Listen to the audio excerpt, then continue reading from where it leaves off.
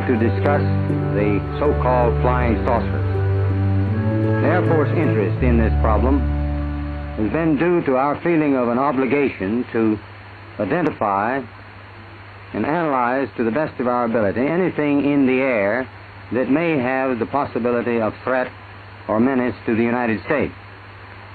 In pursuit of this obligation, since 1947, we have received and analyzed between 1,000 and 2,000 reports that have come to us from all kinds of sources. Of this great mass of reports, we have been able adequately to explain the great bulk of them, explain them to our own satisfaction.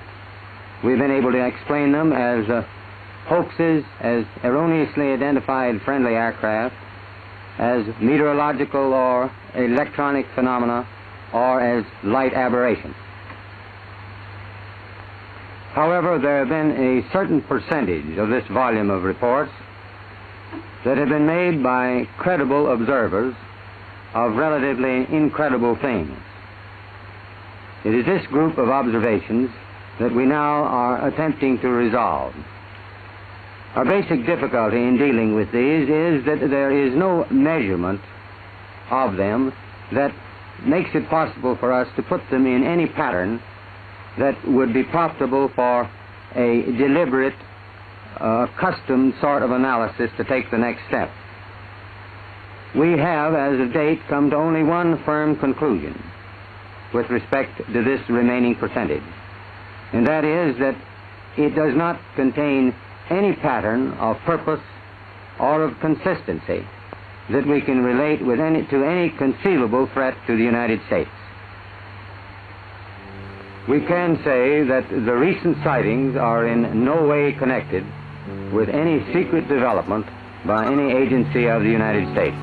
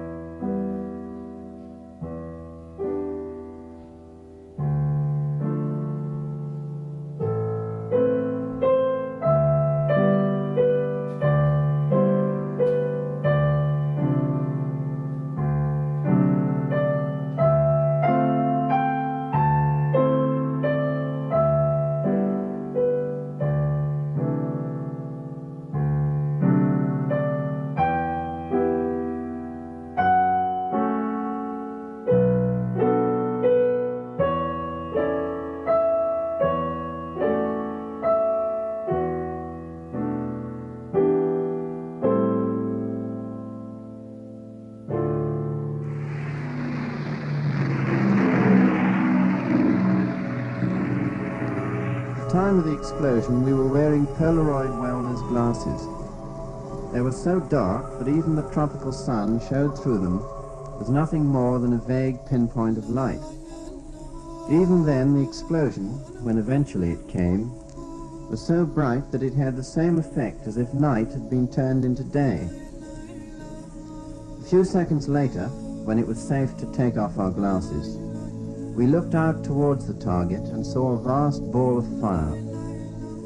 It was about 2,000 feet in the air and half a mile in diameter.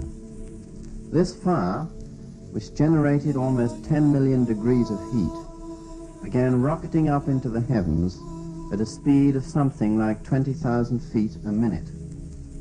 After 15 seconds, the flame had died out and turned into a cloud. Exactly what that cloud looked like, I do not suppose any words will ever describe. Unlike any other phenomenon the world has ever seen, it was possessed of some diabolical activity, as though it were a horrible form of life. Its heat was so great that even at a range of 20 miles, we could see the dust from the earth being sucked up into the air like a vortex. The cloud rose to a height of 60,000 feet in less than 5 minutes, and there it stayed. On flying close to it, we saw that its color was a sort of luminous yellow, like sulfur. Throughout the whole time, it remained a boiling, turbulent mass and continued expanding until it reached some 2 miles across.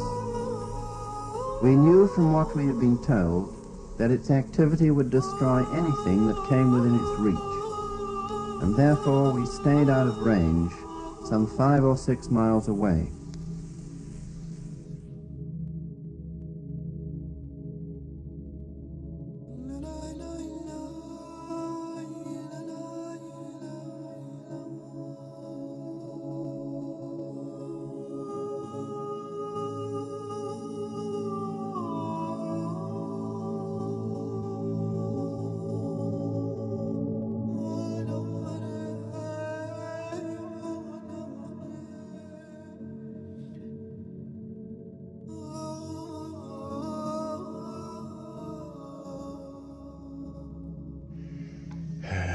Snow. The tricks are